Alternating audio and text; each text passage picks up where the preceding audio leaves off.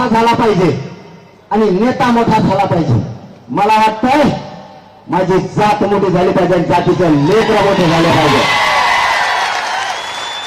हे आम्ही आमच्या शहाण्णव आणि तुमच्या शहाण्णव ह्या संस्काराचा फरक आहे.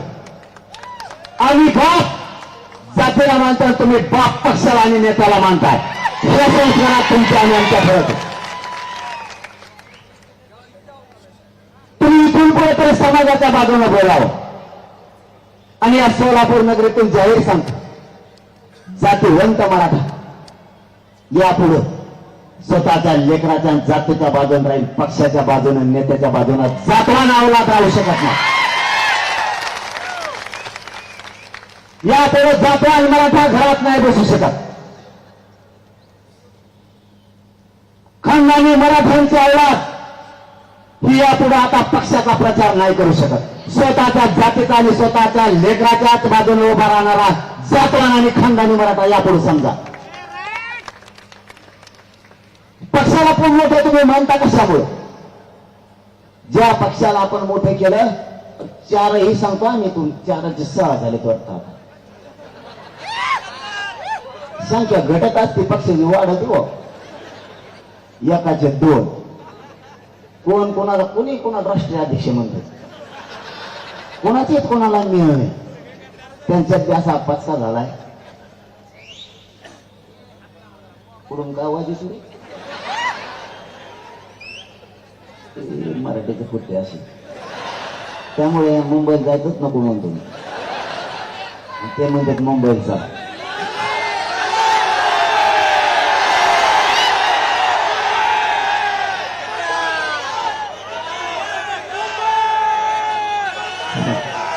यावर जर ठरलं का अवघड ठरलो.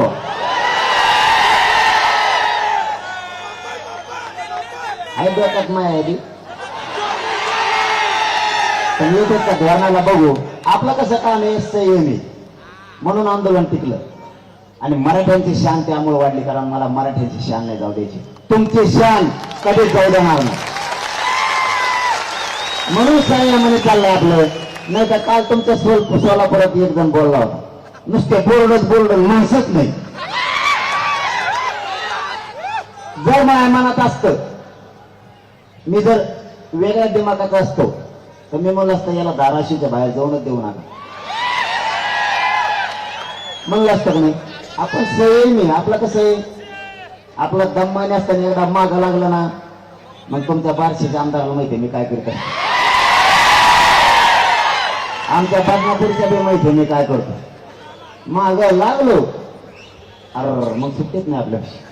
मग ते कोणाच असो, ते राष्ट्रवादी असो, शिवसेना असो, ना तिकडे भाजप असो, ना तिकडे काही असो, आपला बाप मराठा समाज. ते पक्ष किती देत नाही, तर तिकडे जातो त्यांच्या तिकडे 3-3. आता तिकीट द्यायचं एकाला द्यावं लागेल ना. पाऊस लागा लागला का? अरे काही जण पावसात कशासाठी भिजत येत, निवडून यासाठी, आपण जातीसाठी भिजू.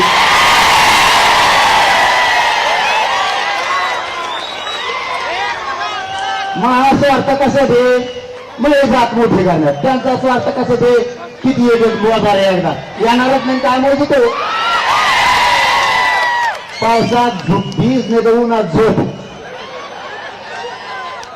आता मराठी काही करून देत नसत कोणाचं. इथून पुढं यांचे झाले 3-3, त्यातल्या 8 देतात माझ्याकडे. ते म्हणतात त्याला तिकीट दिलं, आमचं काय होईल म्हणलं, मला काय माहित तेव्हा काय होईल. ते म्हणतात मग जाऊ द्या, ते जर निवडून आलं ना 5 वर्ष आम्हाला वाट बघायला लागेल, त्याच्यापेक्षा तुम्ही दिलेलाच निवडून आणतो, त्याला फाडी होतच आहे.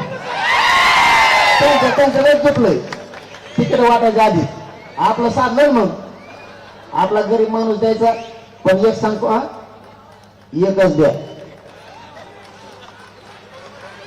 हो एकच द्या. आपलं एक गाडीत 8 उमेदवार आहे, एका गाडीत 8. फक्त ड्रायव्हर आणि चला चला बसा गाडीत म्हणणारे हे 2च नाहीत फक्त उमेदवार, नाही तर सगळं गाडीत उमेदवार आहे.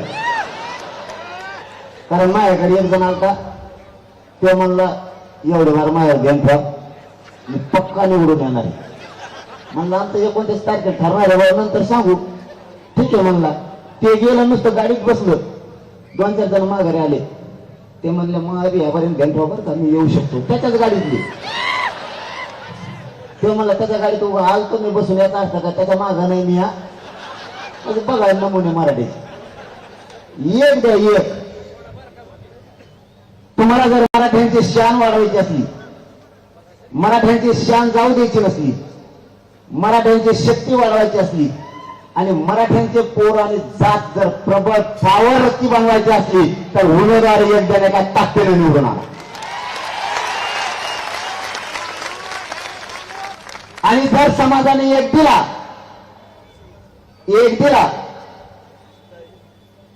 आणि 2-4, 5-6 जण जर इच्छुक असले, इच्छुक असावं, नसावं या मताचा मी नाही. इच्छुक 100% असलं पाहिजे. पण समाजाने जर एक ठरवला त्याच्या बाजूने उभा राहायला पाहिजे. याला म्हणायचं जातवान मराठ्यांसाठी काम करणार. इच्छुक हे मराठा समाजाने समजा एक दिला तरी तो उभा राहिला, याचा अर्थ असा होतो तू जातीसाठी लढत नाही, तू स्वतःच्या स्वार्थासाठी लढायला लागला. कारण माया भोवती 150 उमेदवार. कोणी म्हणतो एवढे बार मी लई फिरलो माया संग देणतो. आता तुमच्या सगळं देणतो, पण मग मी काय करू? मला ही भूमिका नाही आवडत. समजून घ्या, ही गोरगरिबांची लाट आहे. या लाटीत मराठ्यांना वाटतं आपल्या लेकरांची जात मोठी होणार, धनगर बांधवांना वाटतंय गरिबांना आपली जात आणि आपले लेकर मोठे होते, दलित मुस्लिम बांधवांना वाटतं एवढीच संधी गरिबांची लाट आली, 12 बलुतेदारांना वाटतंय मराठ्यांनी फक्त एकमतानं राहा, काहीही होऊ शकते. फक्त विचार ठेवा, एक माणूस दिला सगळ्यांनी त्याच्या पाठीशी उभा. जर दिला तर न तुम्ही म्हणता झालं काय सुरू. 29ला ठरवायचं तुमच्या साक्षीने. सरकार आरक्षण देण्याच्या मनस्थितीत दिसत नाही, फक्त लावालाव्या करण्याच्या मनस्थितीत. माझ्या विरोधात इतके उठिले, परदेशी एक झाला, त्याच्या आधी एक होता, एक मावशी, तीच बोलत होती. ती म्हणलं मी अभियान सुरू केलं आणि अभियान सुरू झालंय बरं का. मराठ्यांचे समन्वय फोडायला सुरुवात केली. जातीला मातीत मिसळून स्वतःचा संसार मोठे करणारी पैदास फुटायला लागली. जातीचा संसार मोठा करणारे, जात मोठी करणारी लोक आता कमी राहिले. ते सांगतील त्या पद्धतीने त्यांनी कामं सुरू केले. माझं त्या मराठ्यांच्या सगळ्या बांधवांना आव्हान, सोलापूर नगरीतून तुम्हाला हात जोडून विनंती माझी, कारण मी हात कोणापुढे पसरत नाही, जोडत सुद्धा नाही. माझ्या मराठ्यांसाठी तुम्हाला हात जोडतो. या देवेंद्र फडणवीसांचा आणि त्या दरेकरचा ऐकून तुम्ही अभियान मराठ्यांच्या विरोधात केलं, माझ्या विरोधात सुरू केलं. त्याला षडयंत्र आणि सापळा म्हणलं जातं, मला उघडं पाडायसाठी. त्याचा ऐकून तुम्ही पत्रकार परिषदा घेऊ नका, आंदोलन करू नका. मराठ्यांच्या लेकराच्या अन्नात माती मिसळायचं काम नका करू. तुम्हाला नाही काही मिळालं तर चालेल, पण गद्दारीचा शिक्का तुमच्या आयुष्यात तुम्हाला लागू देऊ नका. तुम्हाला मराठ्यांच्या नजराला नजर तुम्हाला मिळवायची, मराठ्यांच्या दारातून तुम्हाला जायचंय, मराठ्यांच्या हातानं आपल्याला एकमेकाला पाणी प्यायचं. ही जात आपल्याला सांभाळणारे पक्ष सांभाळणार नाहीये.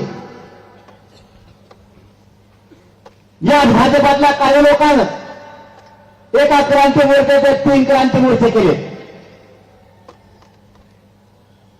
चांगलं काम करणारे समन्वयक सुद्धा बदनाम करण्याचं काम यांनी केलं.